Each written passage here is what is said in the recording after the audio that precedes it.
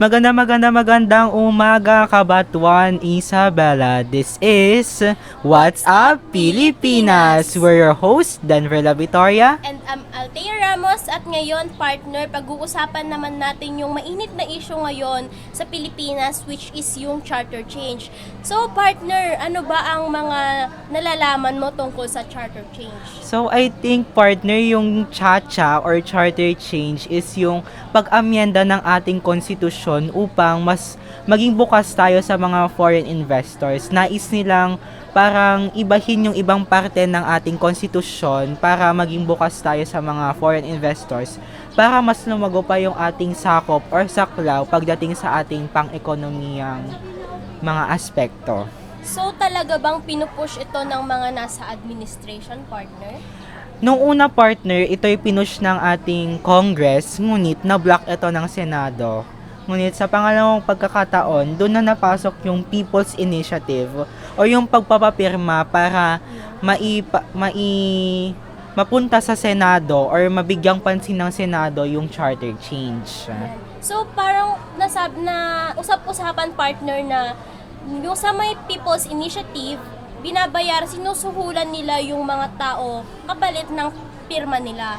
Yes, partner, may mga cases na gaya sa Davao, may mga cases na yung pagpapapirma is pinapapalitan nila ng 1,000 pesos, partner. Oh. So, nasusuhulan pala ng 1,000 piso yung pirma nila na alam naman natin na makakapagpabago ng takbo ng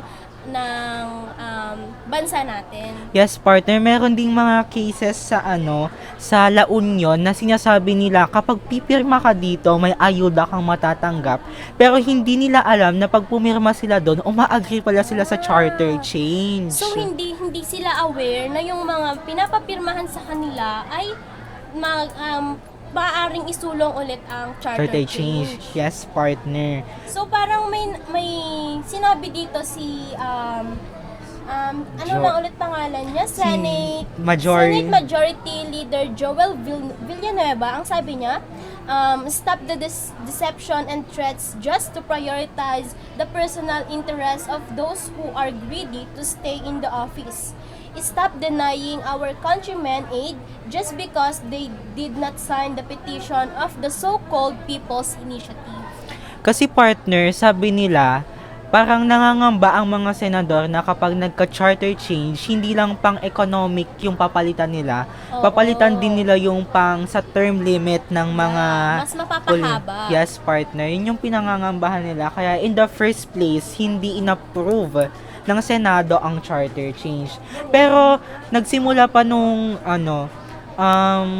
president pa si Gloria Macapagal Arroyo, sabi niya, pinupush na ba nila ang charter change? yes, partner. Nung alala ko dun sa sona niya, sinabi niya, let's start the debate on charter change. Until now, pinag-uusapan pa rin ang charter change. Ngunit, nabahiran ito ng issue dahil nga dun sa baka ang alam ng mga senador is hindi lang sa pang-economic stance yung papalitan nila, hindi lang pang-economic reform, kundi pati rin doon sa pagpapahaba ng termino ng mga... nila.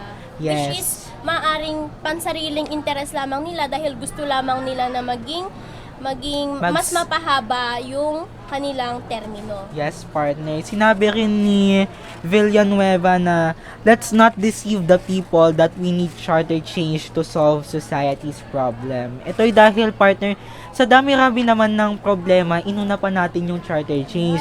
Nariyan yung hunger, poverty, unemployment. Yes, partner. Na mas kailangan naman talaga nating pagtuunan ng pansin in the first place. Lalong-lalo na, partner, sa us bilang student, kailangan pagtuunan ng pamahalaan ng kung sino man ang may administrasyon ngayon, Administrasyong Marcos, na dapat maayos yung gusot sa sistema ng edukasyon sa bansa. Yes, partner. Kagaya nga nung mababang score natin sa PISA, dapat yun muna yung unahin nila kaysa yung charter change. Yun ang bigyan nila ng pansin. And yung papalapit rin na El Nino, magiging malaking problema yan, lalo na sa agricultural sector ng ating bansa. Kasi kung ito yung una nilang pagtutuunan ng pansin, parang pinabaliwala na nila yung mga mas kailangan pa nilang resolbahin na mga problema. Yes, partner. Muli, ako si Danver La Victoria. At ako si Althea Ramos. And this is What's Up Pilipinas!